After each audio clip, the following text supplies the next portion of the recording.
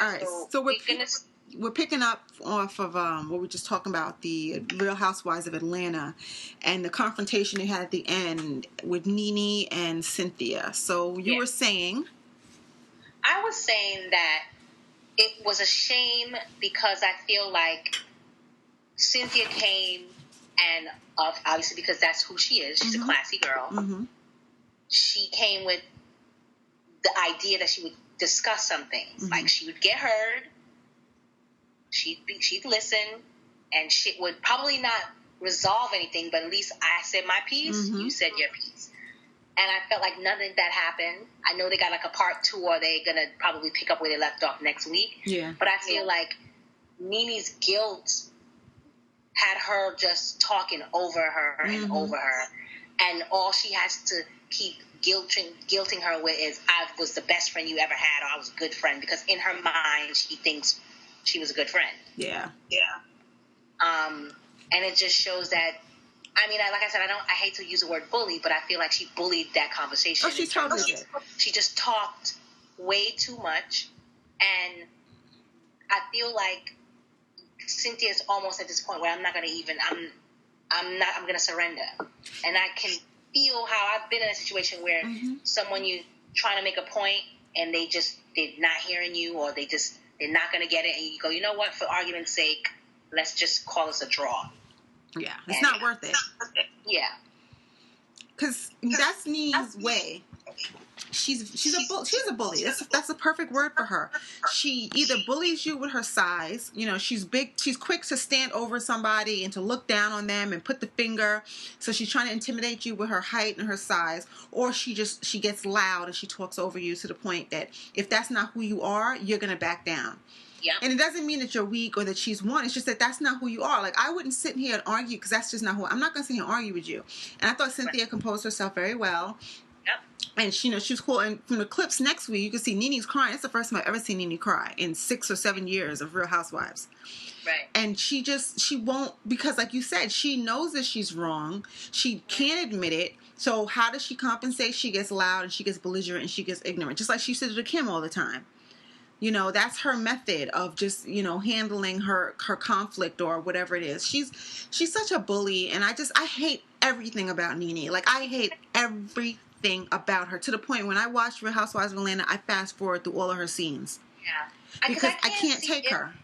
I can't see if two friends have a disagreement and to be as close as they said that they were, that at some point as a friend don't see that you, even if I felt like I had been a good friend to someone, and we had a falling out, I still, like you said, it's about self-reflection. I would still think there's got to be something that I did that maybe I don't know, and I'm going to give her the chance to tell me, and then maybe I can defend myself on it. I'm not going to go on a tyrant and just check off things that I've done for you, and think if I felt like we were really friends, I have to at least absorb some of the accountability as to why we're not friends anymore. Yeah.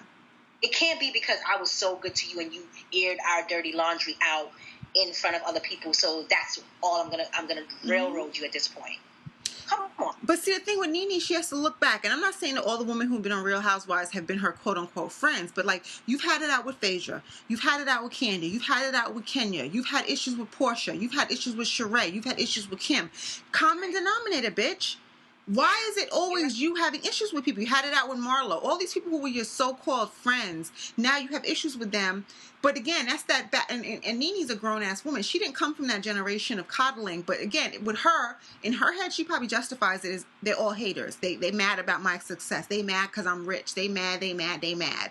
That's what makes her sleep at night. But real talk, you're an aggressive, you have aggressive personality, you're rude, you're out of pocket, you're disrespectful. At what point? She's not going to look at herself until she has nothing left. Yeah. And then she got that slave Greg over there who just tells her whatever the fuck she wants to hear. Yeah, baby. This nigga hustling and shuffling behind her, 2 feet behind. Like, she doesn't have anybody to keep her grounded because everybody in her circle is a yes man. Yeah, he is shuffling. He's a shuffling Negro, if I've ever seen one.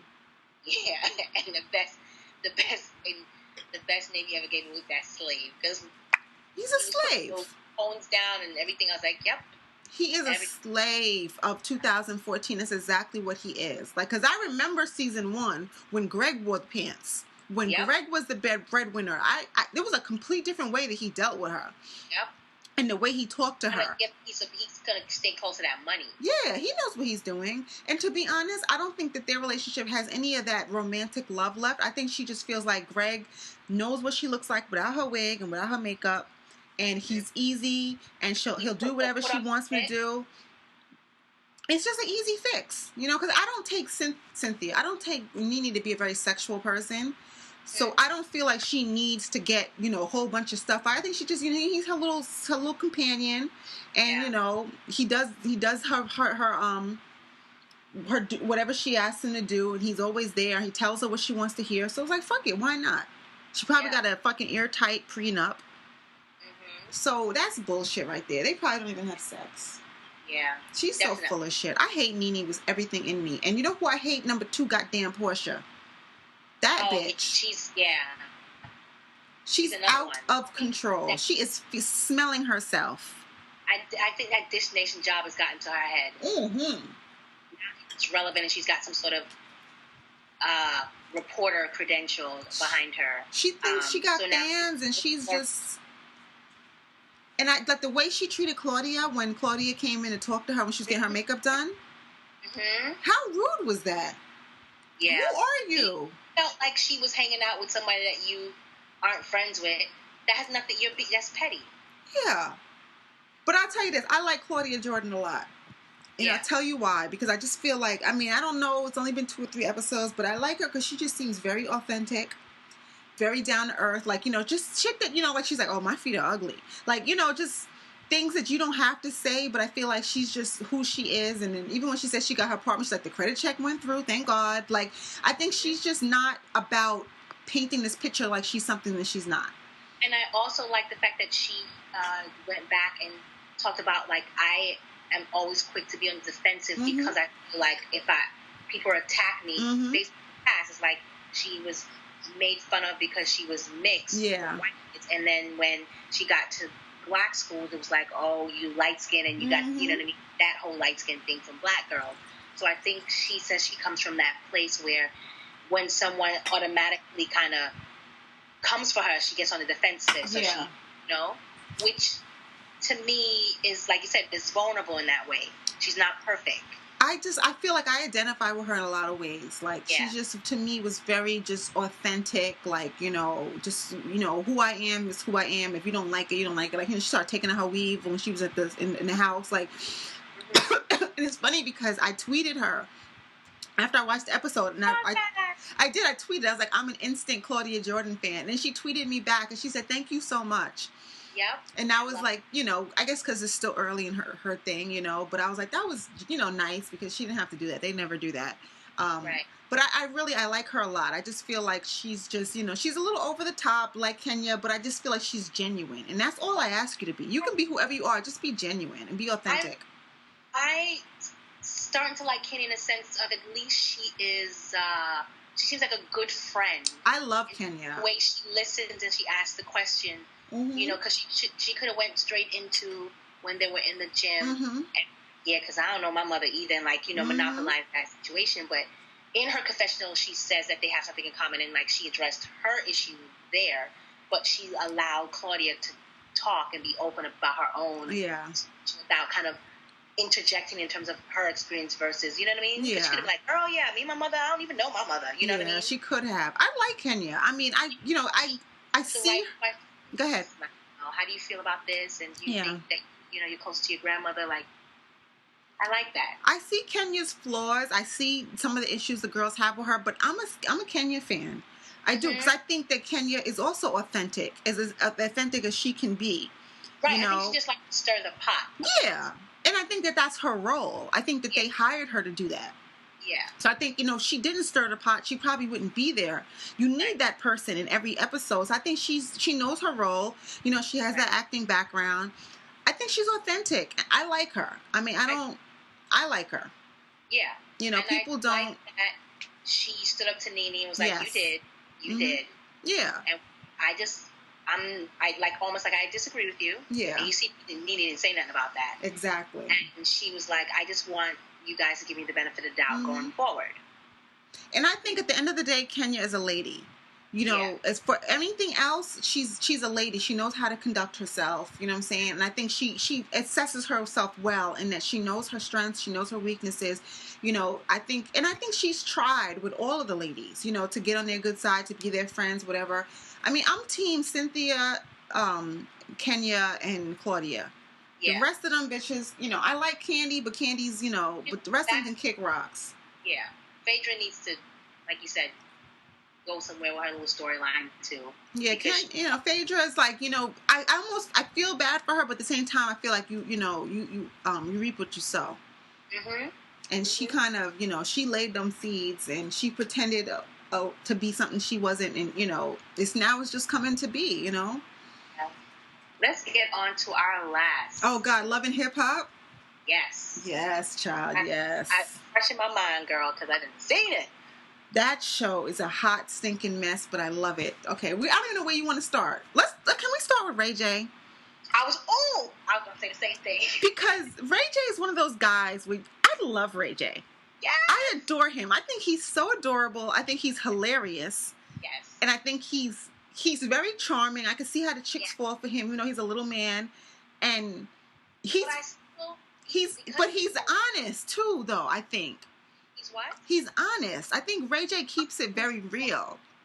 He's honest, and he comes from a respectful family, so there are things that he's just not going to say. That's true. Compare him to like Berg, he's definitely respectful. Yeah. Even when they said who slept with what first, his eye was popped out like, I'm not gonna say. I love it. She admitted it.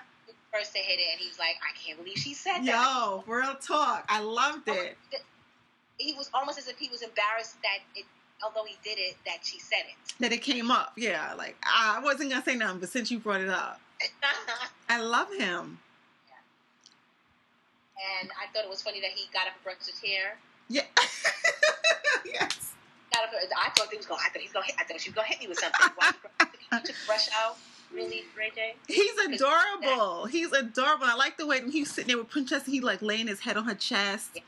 He's so cute. He's so cute. Like, he's one of those guys, like, I'd want him to be my little brother. Like, that's all. Just my little brother. Like, I don't want no relationship with you, but I just want to be like Brandy. Like, dude, what are you doing? Let me come here. Why are you acting out? Yeah, like, dude, I want him at my table every Thanksgiving and Christmas. Yeah, let me holler at you. Why don't you just such and such and such? I can see the story. I don't know. Sis, let me tell you, sis.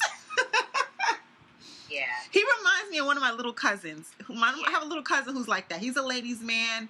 He's into the girls. He's always doing dumb shit. And it's just like, you just look at him like, what? But you're so cute. I see why the girls like you. But goddamn, dude, get it together. I love it. But but how about this? Because we talked about this last week. We are fortune tellers because we knew that him and Tierra were not going to be together when the reunion came. We knew that shit. Purely rebound. Purely. And let's talk about Princess. Yeah. Who's another delusional bitch. Mm-hmm. Did you hear when she was like, I don't care what he does. I'm never going to leave him.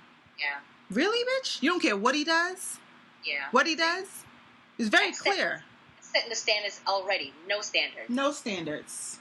I mean, you're a cute girl, Princess. I mean, not my type, but you're cute. You could probably have your choice. But you notice that he likes the same type of person. Like, they all kind of look like they're related to him or his family. They do. They all look like they're from the same tribe. That's true. Yeah, they have like that heart-shaped face. Mm-hmm. Like Brandy. They all look. Mm-hmm. Oh, yeah. But yeah, she's another one. She's definitely another one with the I'm a ride or die, and that was cute. And you laughing over the fact that he pushed you in a pool. Yeah. And tapping on, that's why. He said he raid Donna her or something. He said I don't know who the football player was he referenced, but he said he did some kind of football move, and that shit was hilarious to me. I tipped and ducked. Because that's pretty much what he did. It was hilarious, but it's just that she just sitting here like, I don't care what he does. I don't care. But again, it's that one situation where I feel like, I'm not saying she doesn't love Ray J, but I feel like in her head, it's like, I'm going to do whatever I have to not let Tierra get her claws into him again. That's true, yeah. And that's sad. That you allow this man to do anything so that this chick doesn't get him. And how do you feel? You watched on TV how he came to her, got on his knee, took her in the car, did all this other shit. She's the one. She's the one. How do you feel about yourself? Yeah. Yeah. But she thinks, oh, he was just hurt and upset. Yeah. He didn't mean it. Well, that's probably what he told her. Mm-hmm. So she had a script prepared before she came out there. Yeah. Exactly. Definitely a script prepared. Let's go to your little banana, Hazel. Oh, Hazel. I just want to give Hazel a big hug. And the sad thing is that Hazel's only a little bit younger than us. If that. Yeah. You're not that young. But I still want to put you on my lap and be like, boo. She kept with he was a friend. No friends treats you like that. Not one friend. Not a heterosexual friend. Nothing. Yeah. And everybody was telling you, but he's not claiming you. Exactly. I don't know how much more. Even if he's pretending to claim you when you're around him, his actions when you're not around him speaks volume, and that should be what you look at more than when you're in front of him, because it's easy to pay attention to someone that's in front of you, because it's like, all right, I got nowhere to go, it's late, like he said, and we doing it. Yes. But what I'm doing in terms of respecting you outside of when you're not around, and if I'm taking your calls, or what girl I'm laying up under says how I feel about you. Yeah. None of that indicated that he validated you at all in any way. Yeah. So I don't understand why you keep validating this friendship that you have with him. There's not even a friendship. She kept using that word. I thought we were friends. The key word here is thought. See, my thing is... And then he apologized and then didn't apologize. Yeah. It's like, keep your shit. Just keep your mouth closed, please. See, my thing is that there's a difference between being a friend and being in a relationship with somebody. Like, you can be friends with the person you're in a relationship with it, but you have to realize that it's two different relationships. You're sleeping with him. He's not really just your friend. No. And, you to keep riding off of this, he's my friend, I thought he was my friend. No, you thought he was more than your friend. Yeah. You really did. And just stop with that, because I think that's a safe place for her to go, because it doesn't make her sound delusional, and it sounds like, it's a good thing. Well, he was my friend, but you wanted him, or you believed that he was more than that. And you even asked him to be more exclusive. Yes. On camera. Because you can imagine the shit she said behind closed doors. Right. Yeah. And these nasty little people you letting him... That's the thing about women, too. So he hasn't committed to you. He hasn't given you any indication, even though you voiced that this is what you want.